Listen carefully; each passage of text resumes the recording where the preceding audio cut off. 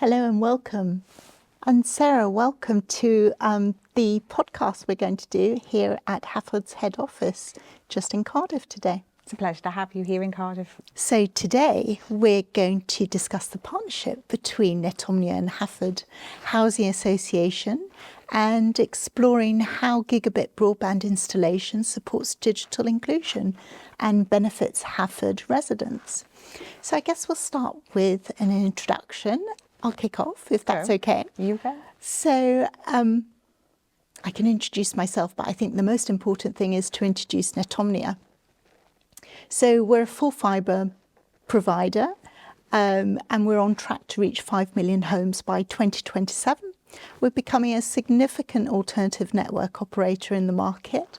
We offer wholesale services as well as retail brands, also through acquisitions. So we have two retail brands, Fibre and Brisk, and we focus on rapid deployment.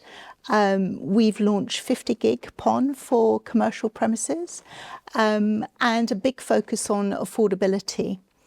In terms of my role, I'm director within the wayleaves team. So I work with landlords such as yourselves to obtain permission into multiple dwelling properties or blocks of flats so we can install our fibre. So over to you, Sarah. Okay, so I'm Sarah Hancock. I'm Head of Asset Management and Property Services here at Hafod. I've been with Hafod now for the last, just coming up to 3 years.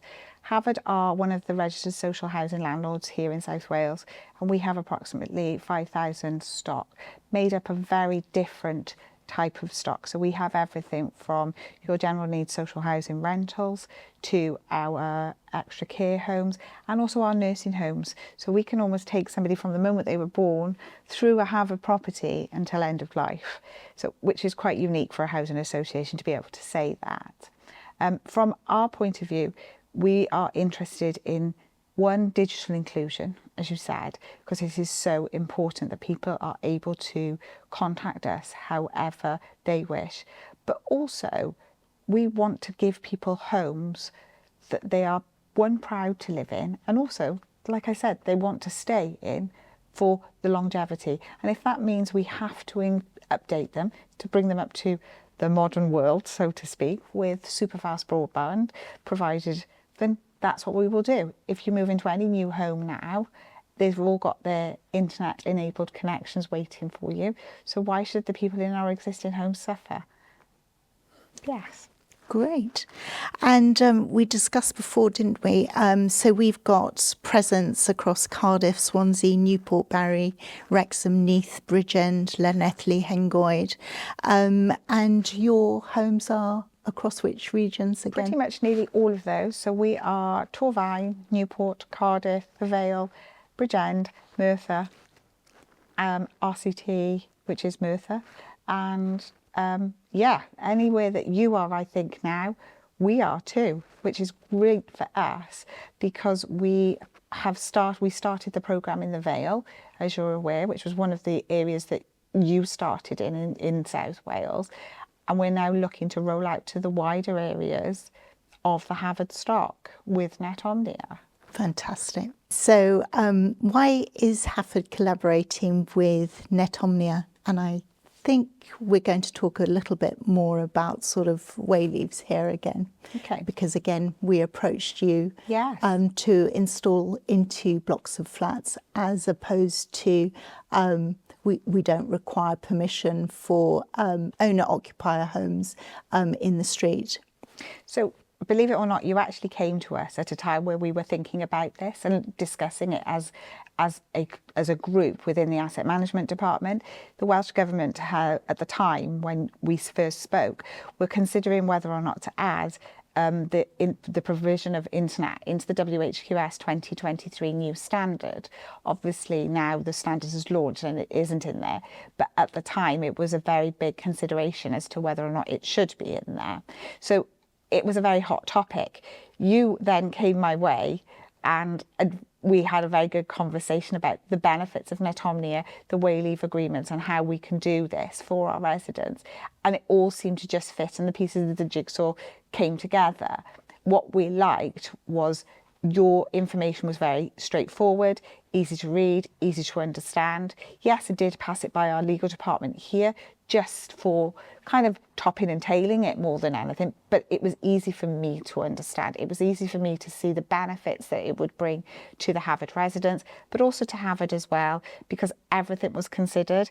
Every single question I had was answered within those documentation. From something as simple as, will you contact the residents and let them know when you're working? Tick. To two, the big one was, how do you deal with fire stopping?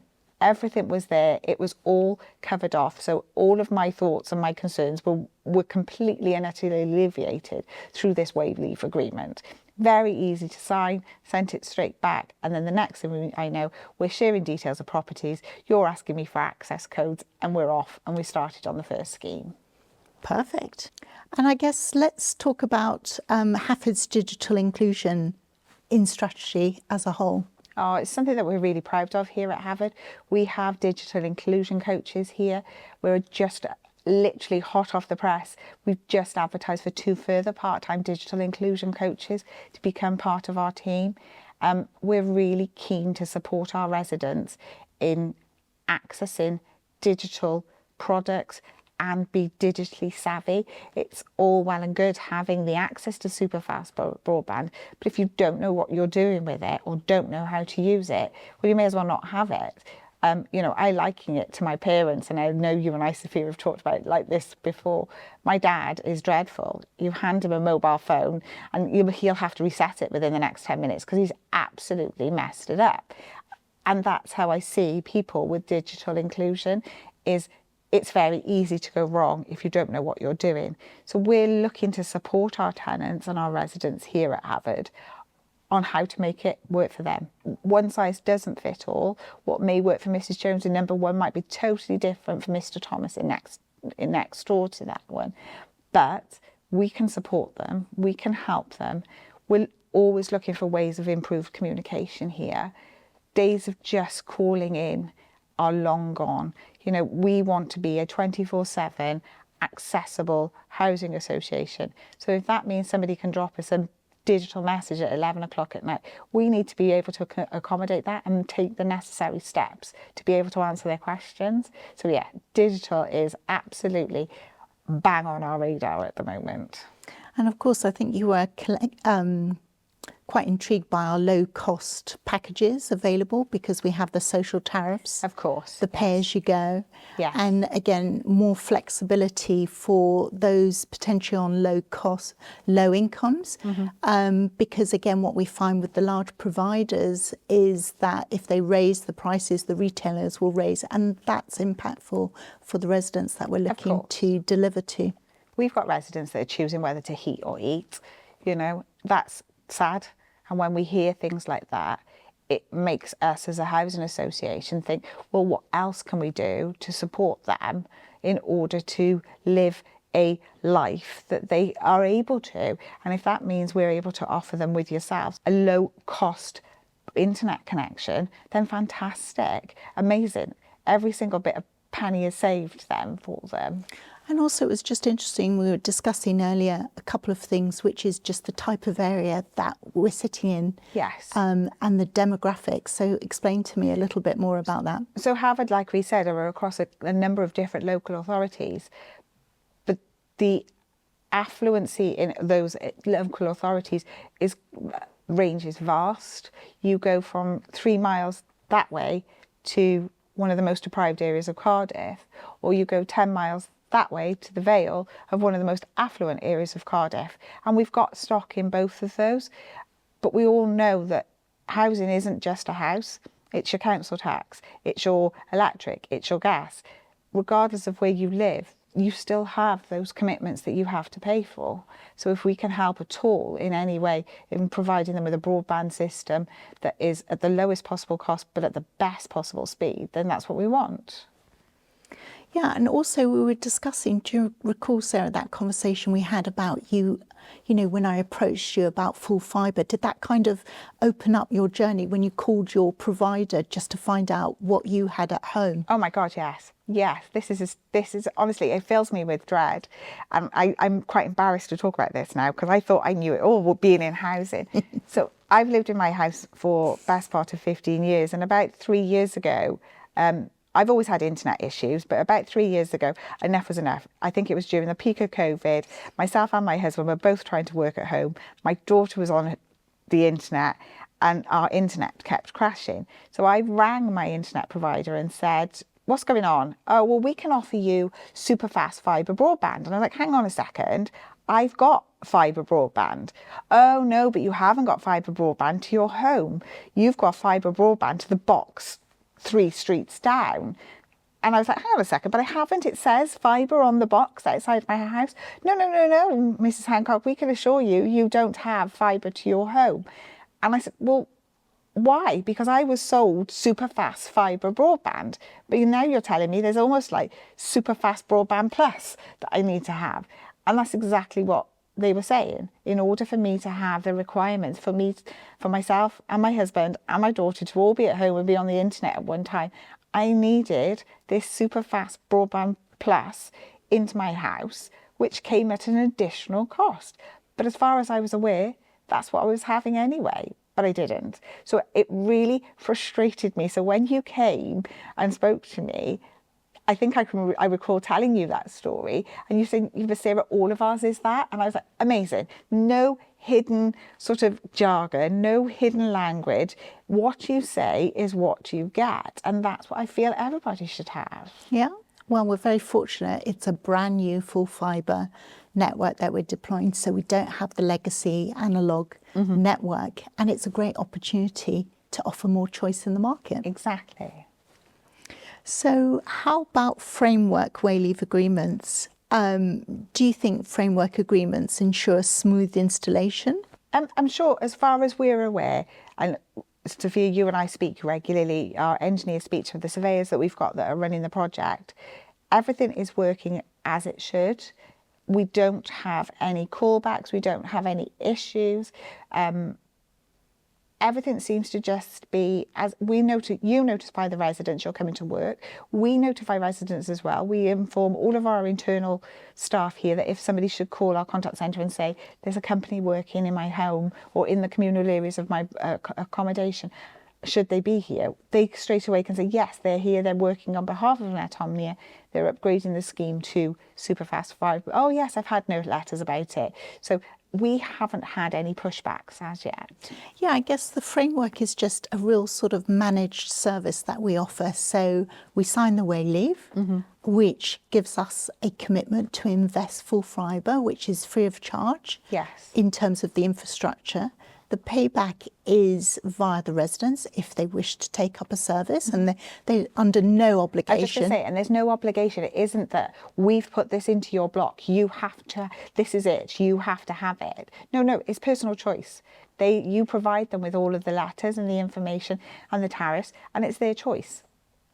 And again, as an operator, we can issue a code notice because we've got that right to install into. But working with Hafod has been an absolute pleasure in that you understood the dynamics of the ease of a framework agreement, which meant that we could go ahead while we're deploying across all these towns and cities to actually not leave your properties behind on our journey. And once we'd signed that wayleave, we did a kick-off and we did an extensive onboarding with yourselves. Yes. In terms of running through the fire safety, which you mentioned, providing all the inside leg measurements, as it were, the FIRIS accreditation, BM Trada accreditation, all the risk assessment method statements, which is music to my etc. ears, because it just came as a complete and utter pack of information, and there was no, again, I'll say it again, it was easy to read, easy to understand. I was able to share it with the relevant people here, our fire officer, the electricians here had a quick look over it. Our surveyor that I then handed the project over to, he said, what do I need to know? And I pretty much sent him a series of attachments. I said, start at the first one, read them through. And he came back, he said, it's fine, I'm there, no worries.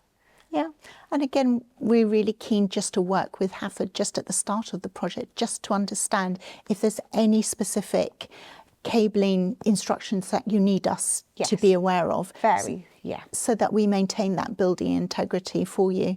So that's a really important conversation, that we're just sharing that detail on the materials that we're using, that they comply, Yes. obviously, with regulatory standards. And of course, we'll take on the CDMS aspect of this project as well. And that's really reassuring from a landlord's point of view to hear that, because we do have companies that don't take that into consideration until asked, but you're very forthcoming and upfront with it from the beginning. So yes. And again, we also require all those sort of housing coaches, the details of them at each block as well, Yes, yep. your fire risk assessments, your asbestos registers, your keys as well. Has that all been smooth? As far as I'm aware, yes. I think there may have been one or two times where we've given you an access code to a property that's been changed recently that we weren't aware of, but very quickly we've been able to sort that out with the surveyor that's managing the project. We have been able to advise you if there's any warning codes or sort of any sort of be cautious at any properties, and if needs be, we've got a very good, I know the surveyor's got a good relationship with the Netomnia team, that if something was to happen, an emergency at one of the schemes and we needed you to decant off site very quickly, we're able to do that if needs be, because of the relationship that's been forged between the teams. Again, it's just regular engagement, isn't Yes, it? And do you remember we spoke also just, well, you touched on it briefly, which is the communication, again, that managed service that we offer. So we have a standard letter. Once you have approved in writing a cabling proposal, which you have a lot of scrutiny over, and we can adapt to any changes you may require. But then once you've given us that green light in writing, we'll send the resident communication. And you shared your logos, didn't you? I was just going to say, we shared our logos, and what I liked as well was it wasn't just a Hafod logo and a Netomnia logo, it was a Netomnia working in partnership with Hafod, so that the residents were very clear from the onset that it isn't just somebody that's taken our logo off the internet. No, there is a relationship there, and there is a reason why it says it's working in partnership. And again, the language, also the communication is in Welsh and English. And you also mentioned you probably have a requirement for other languages as well. So obviously across our stock we have a variety of different languages, and very early on I did ask the question, are we able to offer these in other languages as and when appropriate? And very forthcoming in supporting that for us. I don't believe we've had to use it as yet. Welsh and English, yes, but not any of the others. But that's not to say we may not need to in the future, but I know it's there should we. And how about the post-installation experience? If we talk about the current progress of broadband installation into your properties, by the end of this month, I'm told we are going to complete with 21 blocks with you. I was just going to say, in my head I had 20, but if you're telling me 21, that works then, doesn't it? So, as I said, we instructed a project surveyor very early on into the project. Once the wayleave agreements were signed, he came on board and met with your team, and he carries out regular site inspections. He knows that on Monday they're starting here and they're going to be there for 10 days, 12 days. So he will make it his business to pop in at various different times during the installations and just say hi more than anything, any problems, and just check over what's going on. Once we know you're complete, he will then go back and do almost a post-inspection. And from what he's told me and my understanding is, there's been no issues whatsoever. We've also taken our fire safety officer to at least 2 of the properties that you've completed for peace of mind for her as well, and for us to say that we've had these done, these were the fire strategies, these were the fire projects, are you happy? And she's come away from both sites happy. That's fantastic. We can sleep well. Yes. So in terms of closing thoughts, what do you think are the benefits of the partnership for Hafod, Netomnia and tenants? And I guess we must emphasise it's a non-exclusive agreement. Of course. For me, it's that option for residents. I know we said earlier, and I know I said it, one size doesn't fit all. I can't assume what our residents want. I can provide them with the tools to have something that I think they want, but in terms of the individuality of each property, that's down to the person that lives in the home. So by working with you guys and putting in the tool of broadband to them, then they can tap into it. The social tariffs that you've got, they're music to my ears. Like I said, we have residents that are choosing to heat their homes or eat within their homes, you know, and that makes me really, really worried and concerned as an asset manager. So I think the major benefit is that choice to our residents. And how do you think the project could serve as a model towards other housing associations? Come and have a chat to us, come and walk around the schemes, see what's done, knock a couple of doors, talk to the residents, was it an inconvenience to them? No, I don't believe it was.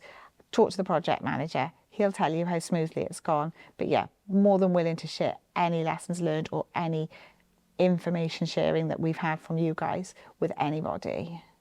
Thank you, Sarah, for your time. It's been a pleasure. Always, Sophia.